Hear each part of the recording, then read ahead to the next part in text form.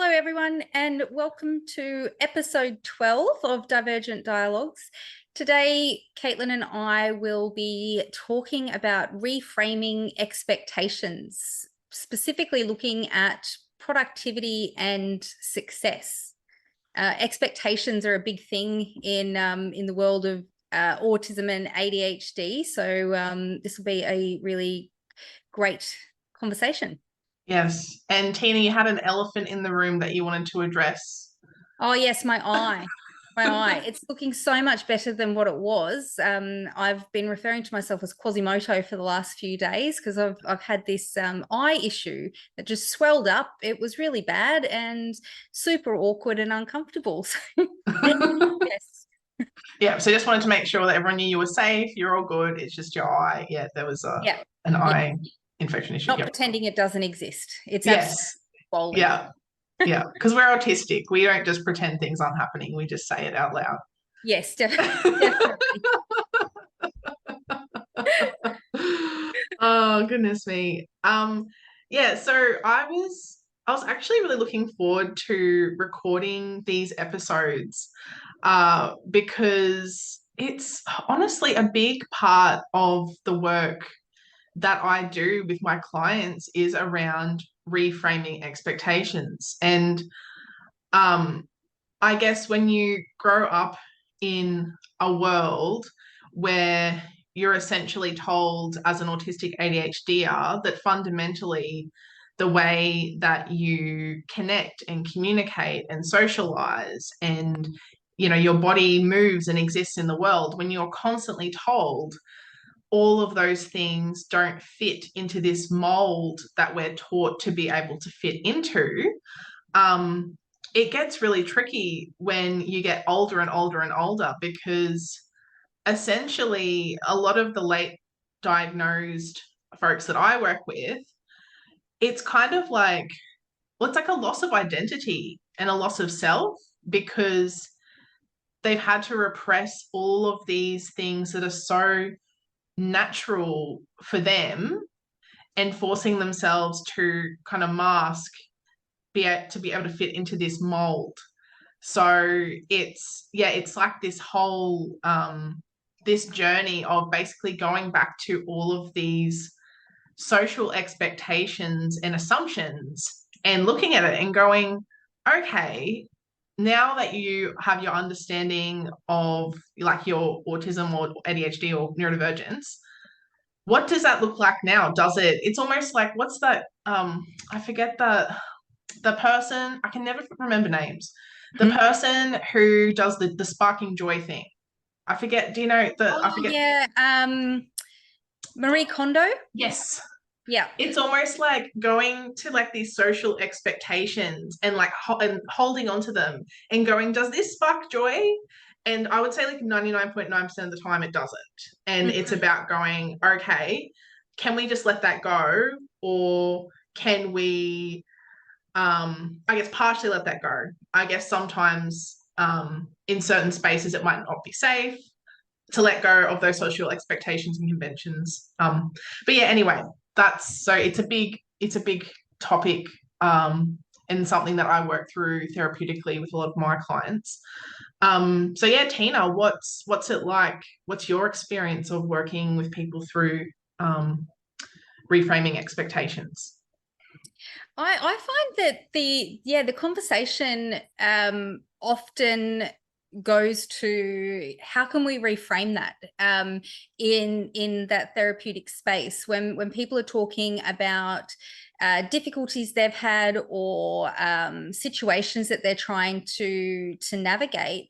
That simple question of, hey, let's look at this through an autistic or an ADHD lens and let's see if we can reframe that, because we absolutely build our ideas and around sort of social norms, social expectations, which are geared towards neurotypical people, and that's just doesn't necessarily work for us. So just simply reframing things from an autistic or an ADHD perspective can be a massive game changer. you can absolutely still experience the same, like ideas of success and ideas of productivity that you want for yourself, but just understanding that you're probably going to get there differently in a different way to all the roadmaps and templates that are available to us, the ideas that are sort of imposed on us as this is how you become successful, or this is what you need to do to improve your productivity. Like those strategies, ideas, recipes for success are not always friendly to the way we do things. Yeah. And it's so interesting because I think for a lot of people, when they do embrace their differences and the different ways that they think, they actually stumble upon success, because the way that they think outside of the box might be quite innovative in whichever space that they're wanting to go into. And I was just thinking, like, like children, they go through, I don't know if it's like 2 or 3 year old, and they're always asking why about everything. It's just like, why? Well, essentially, I'm still like that. That's just my brain just like constantly questions everything at all, like from all angles of all aspects, all times of the day. So for me to reframe expectations, for myself personally in my life is quite easy, because it's like I've always been questioning these things. I've just felt like too naughty to be able to actually just do what I felt came natural to me. Mm-hmm. And it wasn't until I left my job that I was very burnt out from and went into private practice, when I had the space and the freedom to be able to implement, um, I guess, the reframes of my dreams in my life. But it is a big process. I wouldn't recommend people do it alone. And like having people, whether it's peers or friends or, a therapist, to help you through that process can be really great, because it's like this fundamental reshuffling of how you do your life. And it Mm. can be liberating, but it can also be very anxiety inducing. Yeah, definitely. Because when you start to change those benchmarks and those roadmaps for what success looks like for you, uh, you are going to get some pushback from some people in your life potentially, and that can be really difficult to manage and to navigate. Like if you've decided that actually Monday to Friday, 9 to 5, the whole 40-hour, 50-hour a week job thing does not work for me. I'm actually going to go and do things a bit differently. I'm only going to work part-time, and I'm going to adjust my whole life so I can afford that. Uh, people can be pretty critical of those kinds of decisions, Yeah, because yeah, because like as a society, we are really encouraged to want more, to strive for better cars, better house, better holidays, all of these sorts of things. And if you've decided that actually none of that really matters to me, what matters to me is not being burnt out. What yeah, matters to me is being able to, just function because I've got the yes, space to think and do. So yeah, I'm gonna forego all of that and just live my life. People can often interpret that as being unmotivated, lazy. Big one that us ADHDers cop is that lazy word. So finding that confidence in yourself to be able to say, actually, it's not that I'm unmotivated. It's not that I'm lazy. It's actually I've made an intentional decision to do my life differently in a way that suits me. yeah. Yeah, and I think like if we go back to, I guess, the concept of success and what that looks like, and when, like, what my version of success is going to look completely different to someone else's. And when I'm working with a client, I will work with them to find their strengths and to find what brings them joy in their life. And that can be anything. And it's so important to explore that without judgment. Like, I have a lot of clients that are super creative, like writers and artists. And unfortunately, in our culture, um, those pursuits aren't seen to be successful because they're seen to not be as lucrative when it comes to money and opportunity, which isn't necessarily the case. But unfortunately, I mean, I can at least speak in Australia. I think that the arts tend to be underfunded and under-resourced. Yeah, definitely. And so I guess, some of these clients that are super creative growing up, they've kind of got this message of, yeah, you're really talented, but you're not going to really make money from that. So you should go like study, I don't know, dentistry. I don't know. So something that I really like to do is kind of reinvigorate that passion and go, look, like, pursue that. Like, are we going to say that you're going to be like a worldwide renowned writer? I mean, I'm the kind of person where I'm like, never say never. But it's important to be able to pursue those things, and particularly when autistic ADHDers work in jobs or even just do anything in general that doesn't align with their interests, it really contributes to burnout because you're essentially forcing yourself to revisit something you actually don't want to do over and over and over again. And as you said, when it's 9 to 5, 5 days a week, it can get really depressing. Yeah. So I think it's important to look at that, and I guess that feeds into productivity as well, is that I mean, we don't have to be productive. Like, I know we live in this capitalist society where it's like your value is equal to your amount of outputs. And I think the outputs are in like hours of work or money.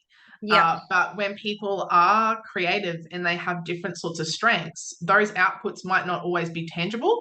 And it's important to value that as well. It's interesting that you use the analogy of like being a writer, because I had a young client who is a very good writer, and that was their dream. ADHD, and they'd gotten into a school that is for like creative arts, creative industry, but they had said to me that less than 1% or some very minimal number of writers actually sort of make a decent living, sort of get big and famous from writing. So they'd sort of deemed it as a hobby rather than like a potential career. And I said to this person, I'm like, well, why can't you be in that 1%? Like, what's stopping you from being in that 1%? And they said, well, nothing. It's just not likely. And I'm like, but why? Like, what made the people in that 1% more likely than you to get to that 1%? And they couldn't really answer. And I said, well, I've got an idea. Maybe because they decided they could be in the 1%, so they kept going. Like, if you decide that you can't be in the 1% for whatever reason, then you're never going to be in the 1%. And and then I suggested that, we do need to be able to make money to live because that's the way our society operates. So what about if you just keep working towards being one of that 1% of writers that make it big, and have some little things along the way to make money, like teaching people how to write, or other income streams that are centered around creative writing, writing copy for people. That's a thing these days. And so I think, just understanding that you can absolutely dream big no matter what it is, and also have some things to catch you on the way. Yeah. Something I say to my clients when they're having that self-doubt, like, so for example, if they're applying for like a job, and they look at the ad and they go, oh, I'll never get that job. And I read it and I thought, no, I'm not going to bother because I'm not going to get it. And I say, okay, so if you don't put an application in, what's the chance that you're going to get that job? And they're like, well, zero. And I said, yes. I said, Mm. what if you do put it in? What's the chance then? And they're like, well, I don't know. And I said, well, yeah, we can't say for 100% certainty, but you certainly have a lot more chance of getting it if you put it in. Whereas if you don't, you're not going to have any chance. Mm. Um, and, I think it's a tricky situation for a lot of autistic ADHDers that because of their interests or because they may have not been identified as high achievers due to challenges with engaging with school. Sometimes people are led to believe that they're not capable or that they don't have, the talent or the drive to be able to do these sorts of things as well. So I guess there's that self-esteem piece there where people may actually have the talent and actually be quite adept to do that job or whatever it is. But Mm. if you don't, like as you said, if you want to be in the 1%, you have to think and act like someone who's in that 1%. If you have doubt, and I'm not saying, like, I would say that a lot of writers have doubts even when Yeah. they are they're very famous, but it is challenging, but I think it's so important to encourage people. I think for some reason there's this sort of mentality of, oh, well, if I encourage someone and then they don't get what they hope for, they're going to be disappointed. Yeah. So it's like, oh, we should just be perpetually disappointed and not hope for our dreams so that we're not disappointed. It's just this weird thing. But I'm always like, even if someone doesn't 100% get to where they want to be, they're at least going to be a lot closer to what they wanted than if they don't kind of go on that journey at all. So, And I think um, considering like autism, ADHD, we do have that self-interest driven nervous system. So if we are just simply working towards things that are important to us, like getting into that 1% of writers that are big and famous, then that's going to be generating some level of satisfaction because we're working towards something or we're engaging in activities that are important to us. So in terms of reframing success, it's not about having a trophy that says I made it to that 1%. It's about like little successes along the way that just feel good and satisfying. yeah. A concept that I came across a little while ago, thanks to TED Talks, is the concept of being a multi-potentialite. Have you I ever heard of that concept No, I before, don't Teena? think so. So yeah, the concept of multi-potentialite, essentially it's people that aren't just destined to do one thing. So I guess traditionally, back in the day, people would stay in jobs a lot longer and they would kind of figure out what they wanted to do really young and they would pursue that and then they would stay in that role for a really long time. Whereas these days, people do tend to chop and change professions or jobs, and it seemed to be a lot more socially acceptable to do that. Whereas back in the day, it wasn't. Like if you were jumping from job to job, they'd go, oh, what's going on? So a Fickle. multi, sorry, fickle. Yeah. Yeah. Jumping from job to job. It meant you were fickle. Yes. Yeah. Well, I disagree with that, but yes, I think that's how it was perceived to be. Yes. Whereas people who are multi-potentialites are people who have the capacity and capability to do many different things. And it's not about devaluing either side. Like some people, they really pursue one major profession or one major goal or whatever, and they really pursue that and they become specialized in that. But for others, they get a bit bored with that. So they want to kind of diversify their experience and, they might spend a certain amount of time in one area and then kind of go on. And usually there's like a common thread. But that's a concept that I I guess, really resonated for me. And so when I was really burnt out and I left my full-time job to go and work for myself, I actually found that working and studying part-time and working in a few different roles and doing a few different things at the same time was a really good fit for me. Whereas having to do the same kind of job 5 days a week, that was quite overwhelming for me. So it's kind of odd where if I'm doing the same job like I could be working the exact same hours, but if I'm just doing one job versus if I'm doing different jobs, my mental health is going to feel a lot different. And my mental health feels a lot healthier when I have that variety in my work. I absolutely understand. I remember when I was in my social work undergrad, it was towards the end of the degree, and everyone's talking about, you know, where they're going to be applying for work and all the rest of it. And I very naively but confidently decided that I had 3 different things that I wanted to do, you know, and quite same thread sort of thing, but 3 different areas that I wanted to work in.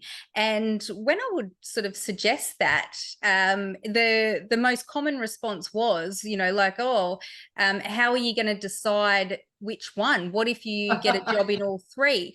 And I was like, oh, I'm not gonna decide. My plan is to work in all 3. And that was like bizarre for people. But Yeah. and I thought, oh, maybe I'm doing this wrong.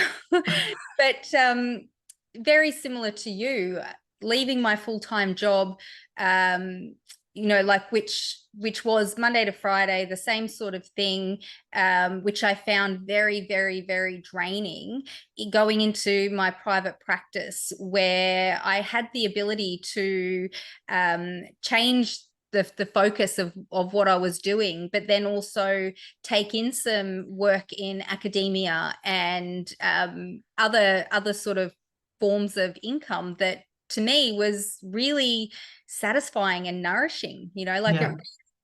it addressed that novelty seeking that us ADHDers sort of need to keep us interested and motivated. Yeah, definitely. Yeah, I think it definitely excites my ADHD brain to be able to do multiple things. And it's interesting though, because I guess my autistic side of my brain really likes to focus on things, but then the ADHD side really likes that variety. Yes. So I think that's why the work in the study and doing I guess a variety of things is really helpful for me. And some of the work is like with private practice, you can kind of upscale or downscale that depending where you're at. And some other work, it might just be kind of contract and short term and things like that. So you can help to balance things out so you don't kind of go into that burnout Yeah. as well. But I think like regardless of whatever success is for people, I think that a lot of people, what they're really looking for is purpose and meaning in their life. Mm-hmm. And that can look different for anyone. And that doesn't necessarily involve work or productivity or doing things. And I think for some people that are chronically feeling lost, it's about finding that meaning and purpose. And I guess for me, I find a lot of that through my work. But for Yeah. others, they might just turn up to work and go, okay, well, I'm here. I've got to make some money because, you know, living's expensive. Yes. And they might find that that meaning and purpose, you know, in their personal life or, you Mm. know, or through other things that they're doing, hobbies or whatever. Mm. I remember having a conversation with a client of mine, and they ADHD, and around like that space of hobby and interest. And she like, yeah, she had sort of identified that throughout her life, she would decide on a new hobby, go and collect all the resources she needed, get into that hobby. And then once, you know, you kind of mastered it, it's like, oh, I'm bored now. And then just leave it and move on to the next. So she'd accumulated all of these hobbies. And you know, she talked about how her family had sort of been quite critical of her because of that. And this had gotten in the way of her wanting to go and pursue like education and training that she was interested in for a career that she wanted to pursue, because she was really worried that her family would see it as just another thing that she was impulsively jumping into. Yeah. And I said to her about, like, well, what about if we reframe the concept of hobby? Like, if instead of saying your hobby is crocheting, or your hobby is diamond art, or any title of what your hobby is, what about if we say that your hobby is about curiosity and trying new things? Your hobby is adventure and Yeah. experience seeking. So if we reframe what your hobby is, that then gives you permission to try something new, experience it, and then leave it. You Yeah. don't have to continue with it, whether you like it or don't like it. That actually doesn't matter. It's, I've experienced this now. Thanks. Moving on to the next. Yeah. And I guess it just goes back to that social expectation of, it's like if you choose to do something, then you're committed to that for life. Yeah. And it's just like, in this day and age, that's just highly unrealistic. Like, back in the day, people didn't have internet, so they kind of stay local, and they might get involved in hobbies and social groups and whatever that were close, and they wouldn't be able to expand as much as we can these days. But with the internet and globalization, we have so much at our fingertips, and we can one day go, oh, I'm interested in crochet, and then go on a bender for like a week learning everything about like the art of crochet and all this sort of stuff, and join a crochet group and all this sort of, Mhm. with someone overseas, or what have you. It's and I think that was so beautiful what you said, is what was it, the your hobby is curiosity.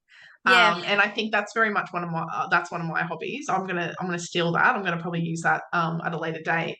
But we should be encouraging people to be curious and to be creative and give things a go. Like, I think it's Yeah. so brave when people give things a go. And look, like, can anyone tell me that they have tried everything they've tried has 100% of the time been something that they liked and enjoyed and continued with? I would say no, Yeah. because you don't know if you're going to like it until you do it. Really, Exactly. you need to experience it. And Yeah. people should not have to feel guilty for walking away from something that isn't a good fit for them. Mm. That's good. That's evidence to go, yep, I tried it, didn't work. Let's Yep. try something different. Yeah, absolutely. I spent a solid 10 years trying to figure out how to become a crocheter, because I decided, that's what I wanted to do. I eventually, like, I just picked it up and dropped it again many times over the years, because like my fingers just wouldn't work. Yeah. And then eventually I decided I didn't actually want to be like someone who could crochet. I just really wanted this pattern that I'd once seen and completely connected with and fell in love with. And so I changed my mission to find someone to get that design completed for me. And then my kid's stepmom came into the picture, and her mum can crochet. And then COVID happened. So I have to show you, because it's like one of my favorite things. She made this blanket. Oh gosh, it's gone blank. Yeah, I can see. Yeah. So and now my need to crochet has resolved. It's been satisfied. Yeah. The I also tried crochet many moons ago, and you need fine motor skills to be able to do that. And I think yeah, mine are, I have a few challenges when it comes to fine motor skills with my fingers. So Yeah. I tried it. I basically had a meltdown, and then I never touched it again, because everyone's like, it's so easy. You just do this. And I'm seriously like trying so hard to do it. And my brain is just like exploding, because I'm like, I can hear what you're saying. I know what I need to do, but my fingers won't do the thing it needs to do in order to make the thing. Yeah. And But that statement of "it's so easy" just levels up the pressure. It's like, well, when you say it that way, but when your brain and body and the way that it kind of operates, that like at the time I didn't know I was autistic, but like I've always had like fine motor skill challenges. So Yeah. but yeah, oh, crochet. Yeah. So for me, when I hear of crochet, it's very triggering to me because it's Mm. Me what's too. that? That was a long time that I spent, with it in the back of my mind thinking, like, well, you're going to have to figure this out. And yeah, eventually I did, but it wasn't me doing Yeah. it. Yeah. And I guess that's a good point as well, is that, for some people, crochet may be really easy. For others, it might be really difficult. And that goes for anything. Yeah. Just because it's easy for you, don't assume that it's easy for other people. Yeah. Because if they're struggling, they're struggling. Like if it Yeah. was easy, they'd be able to do it. Yeah. Easy for them, I mean. Yeah. But anyway, I was going to take a little bit of a different tact. I guess bringing back to that multidimensional theory of human development and talk about, I guess, developmentally for autistic kids, how autonomy can be hindered a little. So it's quite common for parents of autistic students to worry about their child's ability to be autonomous, which can impact the student's independence and create tension as they strive to balance societal expectations with embracing their autistic identity. So I think some of the families that I have worked with, it can be really challenging to have a child who in a lot of ways can be quite vulnerable, especially in school, like can be experienced bullying and things like that, can be having challenges in the classroom. And I think, it is a balance between providing the support and accommodations that young autistic people need, but also giving them the space to be able to grow and develop in their own way as well. So I don't know what your experience of working with young ADHDers or autistic kids is like. Yeah, I find this is such a difficult one for me, working with young people, especially in that space of like productivity and success, because parents, including myself, being the parent of three young people, parents often parent from a position of fear. Yeah. And what I mean by that is it's like, oh my goodness, my child is not performing the way, like other kids in their grade are performing, or my child isn't succeeding or isn't as productive. Like my kid comes home and sits in their room all afternoon. They don't do extracurricular activities or even school-based activities. And like parents are worried, like, what does this mean for my child, for their future? But like understanding that our ADHD kids, like Barclay's 30% rule, thinking that developmentally we developing 30% slower than our neurotypical peers. So in that space of productivity and success, it's going to look a little bit different. And we have our special interests and we have our hyper focuses, and encouraging people and parents to nurture that rather than sort of see it as, well, you're really good at maths, so you don't need to be worrying about that, but you're getting a D in English, let's get you a tutor there, let's do this, let's do that. Encouraging them to say, well, you know what, you've got skills and abilities in that area of English that are satisfactory. You're going to get by in life. You're Yeah. brilliant in maths and you love maths. That Yeah. lights you up. It brings you joy. What can we do to support that? Because like that's the thing that lights you up. Yeah. Yeah. And I think like for a lot of autistic ADHDers, we have something called like a spiky cognitive profile. So in some areas we may have like massive strengths, and in other areas there may be big challenges. And trying to force a brain that functions that way to be an all-rounder, it can be really challenging because it's kind of this like, oh, well, I'm really good at this, but I'm struggling with this, but all we're talking about is the stuff I'm struggling with. And even though they may have great success in some areas, overall, in their self-esteem, they're feeling pretty bad about themselves because all anyone's ever talking about is the things that they struggle with. And I think, like, especially for like ADHDers, sometimes that talent can be more in that, like in sports and movement and things like that, like Yep. may not be as interested in academics, Mm. or like maybe more kind of art, like arty or creative and things like that. So it's important to not define success just by academic results and measures. And I think, you know, it's important to support people to be all-rounded, not just in academics. You know, to be curious, to explore, Yeah. to try different things. But also, if people don't, you know, if your kid isn't super interested in, you know, whatever it is, maybe just finding a way that it relates to their special interest or their enjoyment, like they're going to be way more likely to engage in that activity as well. Absolutely. And, you know, I think that what you just said, I 100% agree with, because in our society, productivity and success is very much so measured against academics, earning potential, all of that kind of stuff. But on the flip side, I think that if you as a autistic ADHD adult, or your children do have strengths in academics and learning, all that kind of stuff, equally so support that.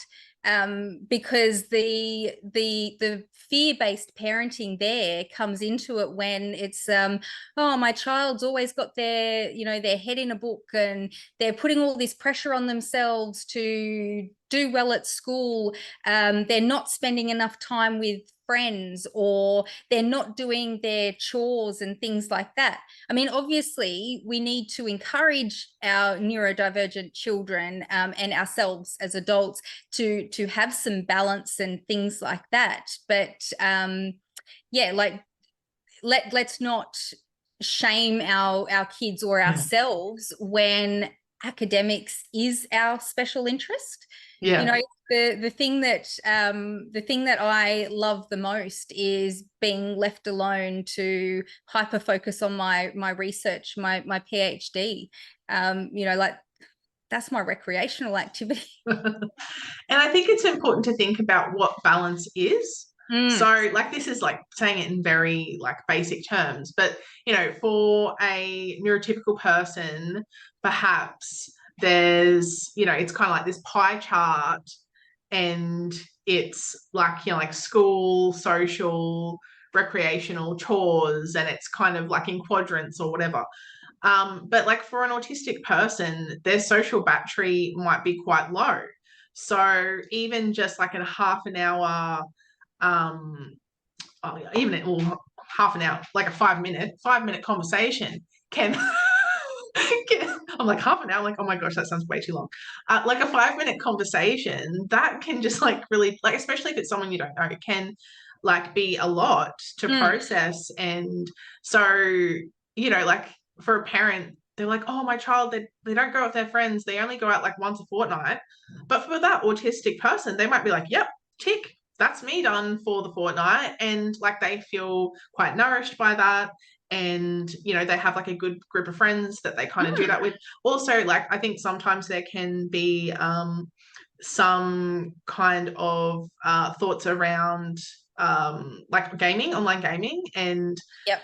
people going, oh, well, they're not seeing their friends in person, so it's not the same, and all this kind of thing. And again, like as an autistic person, being able to communicate over chat or online or anything like that might actually reduce a lot of that load, that social load, and you can kind of pick and choose when to talk and things like that. So it might eliminate some of those challenges. So you know, if you're wanting your young autistic person to go in person and socialize, they might do that once a fortnight. But if it's online, they might actually do it more regularly. So it might actually be better for their social and emotional well-being to engage with people online, and like, obviously with friends and people that they know. So yeah, just thinking about what balance looks like. Balancing those different domains of life might look different based on preferences, interests, and strengths and challenges. Yeah, and yeah, getting to know people for who they are as an individual, and just really, yeah, supporting their ideas of what productivity looks like, what success looks like, and doing that without judgment and without putting those social expectations on them. They're going to be much more likely to meet their own ideas of success when we're able to do that. Yeah, definitely. Yeah. I thought I might just finish up on something that I found when I was looking through the literature. Mm-hmm. And it's the concept of expectations outweigh ability. So this underscores a vital aspect of autistic burnout, pinpointing the negative effects of misalignment between societal expectations and the abilities of autistic individuals. And I would say that's probably quite similar for ADHDers as well. Yeah.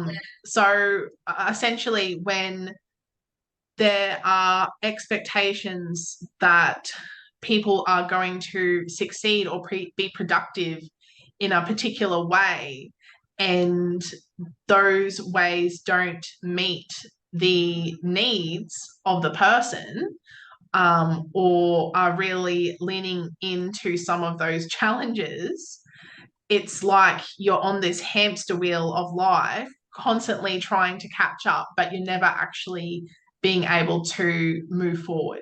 And every once in a while, you got kind of get flung off the hamster wheel because you're fatigued and tired and burnt out, and you're like, I can't do this anymore. Yeah. And you slowly have to crawl back, and you're like, oh, it's the hamster wheel again. So I think it's part of why this conversation was so important is because for some neurotypical people, certain expectations, societal expectations, at work, personal life, whatever, for them, it's like that crochet example. Like, oh, it's just easy. Like, why can't you do it? Like, it's so easy. What neurotypical people need to understand is that it's not easy for us. Yeah. For autistic ADHDers, a lot of this stuff, this life stuff, it's not easy. So I think that's really important for people to understand, that we're not lazy, we're not trying to get out of things, we're not kind of moseying around. Like, it is a genuine struggle. Yeah. And yeah, deciding on where you want to put your energy. I often talk to my clients about how you can't be brilliant everywhere. And me personally, I feel like my brilliance is in my workspace. I feel very confident there. My ideas and benchmark for success is quite high. But in the home space, whew, no. My benchmark for success is everybody fed with something that is in that space of nutritional. Yes. Success. Because it fed is best. That's Yeah. what I've seen. Yeah, fed is best. Yeah. Yeah. My benchmark for being a successful, running the house, housewife type role is pretty low. Pretty low. Yeah. Yeah. Well, as a self-identified perfectionist, I think it can be a bit of a struggle for me to reel back some of my own expectations that I have of myself. Yep. And I guess as an autistic person growing up, sometimes you take some of these societal expectations really literally. And I realized when I got my diagnosis that I'd kind of stored up all of these kind of rules in my mind of how I was supposed to be. And yeah, learning to let that go is really hard, because it's kind of like, okay, well, to be successful, I'm just going to do this, this, this, this, and this. constantly forever. Yeah. And it's just not doable. It really isn't. And you're right, you do. The older I get, the more I realize I have to pick and choose where I put my energy. Yep.